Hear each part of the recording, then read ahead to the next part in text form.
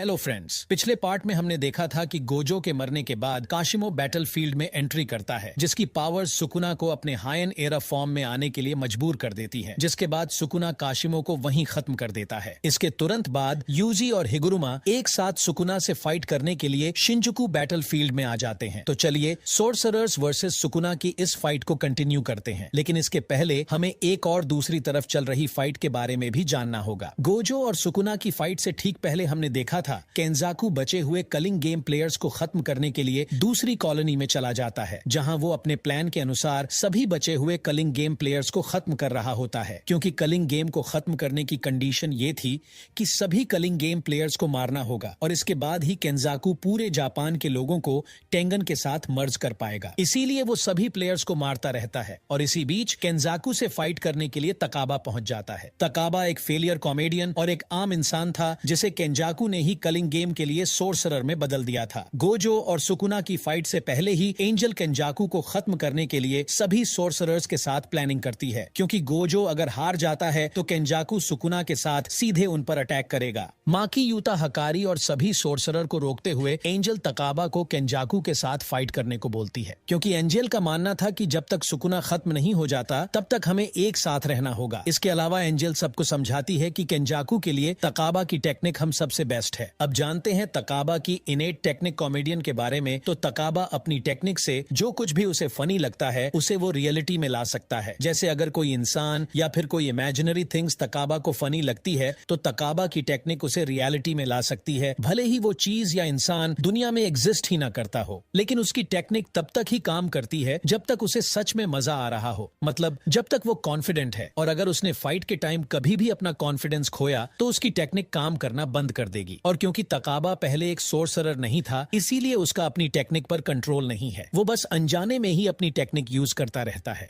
इसके अलावा तकाबा बिना रिवर्स कर्स टेक्निक के भी खुद को ठीक कर सकता है। मैं अगर तकाबा के बारे में बोलूं तो अगर वो अपनी टेक्निक पर कंट्रोल करना सीख जाए तो वो पूरे जुजुत्सु काइसन में सबसे स्ट्रॉन्गेस्ट में से एक बन सकता है। चलते हैं अब फाइट की ओर, जहां तकाबा और केंजाकू आमने सामने हैं। केंजाकू अपनी कर्स स्पिरिट से तकाबा पर अटैक कर ये सोचता है कि वो खत्म हो गया होगा, लेकिन वो अपनी टेक्निक से बच जाता है, क्योंकि तकाबा जब तक अपना कॉन्फिडेंस नहीं खोता उसकी टेक्निक एक्टिव रहेगी और तब तक उसे कोई नहीं मार सकता। वो बिना आरसीटी के ही ठीक होता रहता है। इन दोनों की फाइट चलती रहती है। तकाबा ने अब तक किसी को भी नहीं मारा था, इसीलिए वो केंजाकू को भी नहीं मार पाता है और उसे वो अपने ही इमेजिनरी वर्ल्ड में लंबे समय तक फंसाकर फाइट करता रहता है, जहां दोनों ही मजे से फाइट करते रहते हैं। केंजाकू उसके इमेजिनरी दुनिया में अलग अलग चीजें कर रहा होता है, जिसमें वो दोनों खूब एंजॉय करते हैं। लेकिन अंत तक केंजाकू उसकी कमजोरी ढूंढकर उसके कॉन्फिडेंस को कम करने में कामयाब हो जाता है और वहीं तकाबा की इमेजिनरी दुनिया खत्म हो जाती है। इसके बाद केंजाकू तकाबा और उसकी टेक्निक की तारीफ करता है, क्योंकि उसके साथ उसने सच में एंजॉय किया था। वो वाला एंजॉय नहीं ब्रो, ये वाला एंजॉय। इसके बाद केंजाकू उस पर अटैक कर देता है और वो डैमेज होकर जमीन में लेट जाता है। लेकिन इसके बाद हम देखते हैं कि अचानक यूता केंजाकू के पीछे आ जाता है और एक झटके में उसके सिर को काट देता है। केंजाकू हैरान था कि यूता के पास कर्स एनर्जी का भंडार है, फिर भी वो उसे सेंस क्यों नहीं कर पाया। इसके बाद उसे समझ आता है कि ये तकाबा की कर्स टेक्निक की वजह से हुआ, जो अपने सिनेरियो के अंदर किसी को भी इंटरप्ट नहीं करने देती है। केंजाकू का सिर अभी भी जिंदा था। वो यूता से पूछता है कि क्या ये जुजुत्सु सॉर्सरर्स का प्लान था। तब यूता उसे बताता है कि तकाबा किसी को नहीं मारता, इसीलिए उसे ही ये काम पूरा करना था। केंजाकू के मरने के बाद उसके कंट्रोल में जितनी भी कर्स स्पिरिट्स थी वो सभी फ्री हो जाती हैं और फैलने लगती हैं, लेकिन क्वीन ऑफ कर्सेस रीका सभी कर्स स्पिरिट्स को खत्म कर देती है और यहीं पर केंजाकू का अंत हो जाता है। दूसरी तरफ गोजो और काशिमो के मरने के बाद यूजी और हिगुरुमा सुकुना से फाइट करने के लिए आगे आते हैं। गोजो और सुकुना के फाइट से पहले ही ये सब प्लान बन चुके थे कि किसको कब, कहां और किससे फाइट करनी है। सभी एक साथ ना आकर यूजी के साथ हिगुरुमा को ही क्यों भेजते हैं, ये जानने के लिए हमें हिगुरुमा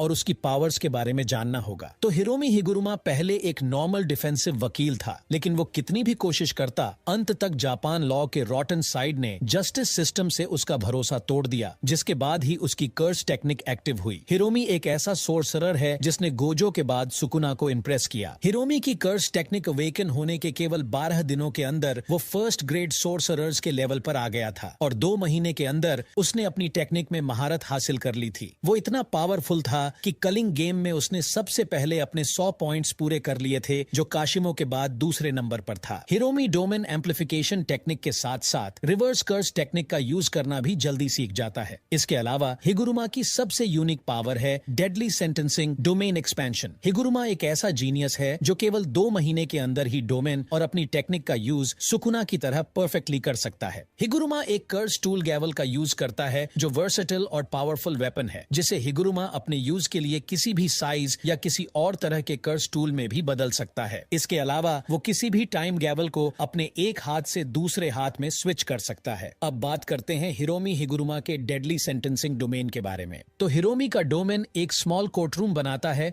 जो गिलोटीन से घिरा होता है। डोमेन में हिरोमी और उसके ओपोनेंट को एक पोडियम में खड़ा किया जाता है। इसके अलावा वहां डोमेन में एक भयानक शिकिगामी होता है जिसे जज मैन कहा जाता है, जो ओपोनेंट पर केस चलाता है और उन्हें सजा देता है। किसी और डोमेन के जैसे इसमें श्योर हिट और अटैक्स ना होने के बाद भी ये एक खतरनाक डोमेन है, क्योंकि यहाँ कोई अपनी टेक्निक यूज नहीं कर सकता। सबको यहाँ के नियमों का पालन करना ही पड़ता है। इसके अलावा डोमेन के अंदर किसी भी प्रकार की फाइट नहीं कर सकते हैं, वहाँ केवल डिबेट होती है। और अगर कोई डोमेन के अंदर अटैक करता है तो उसके अटैक को रोककर उन्हें वापस पोडियम में खड़ा कर दिया जाता है। अपने डोमेन के अंदर हिरोमी खुद प्रोसिक्यूटर है और उसके पीछे का शिकिगामी ओपोनेंट के बारे में सब जानता है, लेकिन वो सब कुछ हिरोमी को नहीं बताता है और केवल ओपोनेंट के क्राइम को प्रूफ करने के लिए हिरोमी को एविडेंस देता है, जो केवल केस में डिबेट करने के लिए जरूरी है। और अगर हिरोमी ओपोनेंट को गिल्टी प्रूफ कर देता है तो ओपोनेंट के पास 3 ऑप्शन होते हैं, या तो अपनी गलती मान ले, या फिर आरोप से इनकार कर दे, या फिर शांत रहे। बाइंडिंग वाव के कारण ये सभी रूल ओपोनेंट को बताना जरूरी है ताकि वो खुद को डिफेंड कर सके। इसके बाद हिगुरुमा के पास एविडेंस के साथ एक मौका होता है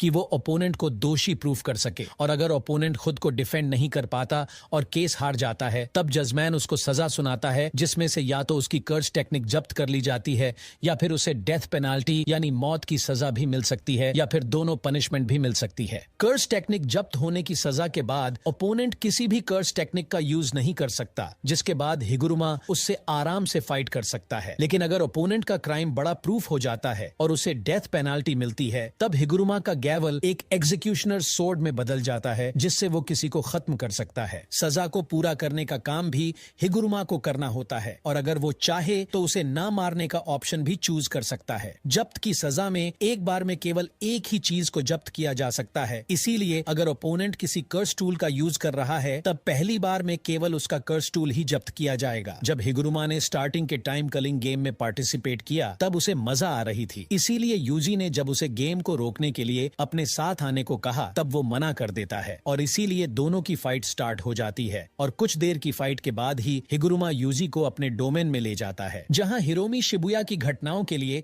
यूजी पर आरोप लगाता है। यूजी सुकुना की सभी गलतियों के लिए खुद को जिम्मेदार मान लेता है, जिसके बाद उसे हिगुरुमा के डोमेन का जज मैन डेथ की सजा सुनाता है। लेकिन यूजी के इस डिसीजन और उसके कैरेक्टर को देखकर हिगुरुमा का मन बदल जाता है और वो यूजी को नहीं मारता है, क्योंकि जो कुछ भी हुआ था वो सब सुकुना ने किया था। इसके बाद वो जुजुत्सु सोर्सरर्स की टीम में आ जाता है। इसीलिए यूजी के साथ हिगुरुमा को काशिमो की फाइट के बाद भेजा जाता है, ताकि अगर सुकुना पर हिगुरुमा केस जीत जाता है और कम से कम जब्ती की भी सजा मिलती है तो वो कर्स टेक्निक का यूज नहीं कर पाएगा और सुकुना आसानी से हार जाएगा। अब चलते हैं शिंजुकू शोडाउन के तीसरे राउंड में, जहां यूजी और हिगुरुमा सुकुना के सामने आ चुके हैं और उनकी बैटल स्टार्ट हो जाती है। हिगुरुमा अपने गैवल के साइज को बढ़ाकर सुकुना पर अटैक करता है, लेकिन सुकुना उससे बच जाता है। तभी यूजी सुकुना के बगल में आकर उस पर बिल्डिंग के पत्थरों को तोड़कर फेंकने लगता है और उसे एक पावरफुल पंच मारता है। सुकुना उसके अटैक को काउंटर करते हुए सोच में पड़ जाता है, क्योंकि यूजी अब पहले से पावरफुल हो चुका था। सुकुना कामुटो के यूज करने वाला होता है, लेकिन दोनों मिलकर सुकुना को रोक लेते हैं। इसके तुरंत बाद हिगुरुमा अपना डोमेन खोलता है और तीनों कोर्ट में आ जाते हैं। जज मैन यूजी पर चल रहे पिछले केस को खोलता है, लेकिन हिगुरुमा कोर्टरूम में यूजी को डिफेंड करते हुए बताता है कि यूजी निर्दोष है और शिबुया इंसिडेंट के लिए केवल सुकुना जिम्मेदार है, क्योंकि तब सुकुना यूजी की बॉडी में था। इसके बाद जैसे ही हिगुरुमा सुकुना को नियम बताने लगता है, सुकुना उसे रोकते हुए बोलता है कि पहले वो यूजी की बॉडी में था, इसीलिए वो सारे नियम जानता है। उसे तो बस केवल हिगुरुमा की तलवार में इंटरेस्ट है, इसीलिए वो जानबूझकर खुद को डिफेंड नहीं करता है और जज मैन उस पर जब्ती और डेथ पेनाल्टी दोनों ही सजा सुना देता है। इसके बाद जैसे ही डोमेन खुलता है, हिगुरुमा का कर्स टूल एग्जीक्यूशनर सोर्ड में बदल जाता है, जिसे देख सुकुना मुस्कुराता है। हिगुरुमा सोच रहा था कि 10 शैडोज टेक्निक पहले ही गोजो के कारण खत्म हो चुकी थी और अब सुकुना की इनेट कर्स टेक्निक भी सजा के चलते जब्त हो गई होगी और अब वो सुकुना को आसानी से खत्म कर देगा। लेकिन हिगुरुमा ये नहीं जानता है कि सुकुना बस उसके डोमेन के मजे ले रहा था। डोमेन के खुलते ही सुकुना अपनी टेक्निक डिसमेंटल की बौछार हिगुरुमा पर कर देता है। सुकुना के इस अटैक से हिगुरुमा खत्म हो जाता, लेकिन कुसाकाबे बीच में आके अपने सिंपल डोमेन के साथ उसे बचा लेता है। और यहाँ हम देखते हैं कि बैटलफील्ड में कुसाकाबे के साथ साथ इनो और चोसो भी आ चुके हैं। जब हिगुरुमा का प्लान फेल हो जाता है, तब उसे पता चलता है कि जज मैन ने उसकी कर्स टेक्निक को नहीं बल्कि उसके कर्स टूल कामुटोके को जब्त किया है। अब यहाँ पर सबकी फट चुकी थी, क्योंकि हायन एरा सुकुना को हराने का मौका उन लोगों ने खो दिया था। इसके बाद हिगुरुमा सबसे माफी मांगता है, लेकिन कुसाकाबे उसका हौसला बढ़ाते हुए उससे बोलता है कि कामुटोके को जब्त करना भी हमारा काम आसान कर सकता है और अभी भी हम एग्जीक्यूशनर सोर्ड का यूज करके सुकुना को मार सकते हैं। वो बोलता है कि सभी तुमको प्रोटेक्ट करेंगे, भले ही इसके लिए उन्हें अपनी जान देनी पड़े। वहीं सुकुना देखता है कि सभी ने अपनी अपनी टेक्निक में सुधार कर लिया है। इसके अलावा सुकुना यूजी में कुछ अलग बदलाव फील कर रहा था, इसीलिए वो अब उन सब के साथ आराम से खेलना चाहता है। अब यहाँ से शुरू होती है एक खतरनाक 1 वर्सेस 4 की फाइट और इस पूरी फाइट को हम अगले पार्ट में डिस्कस करेंगे। वीडियो को लाइक करके नेक्स्ट पार्ट के लिए आप हमें जरूर बताना, क्योंकि अगले पार्ट में बहुत कुछ खतरनाक होने वाला है। मिलते हैं नेक्स्ट वीडियो में।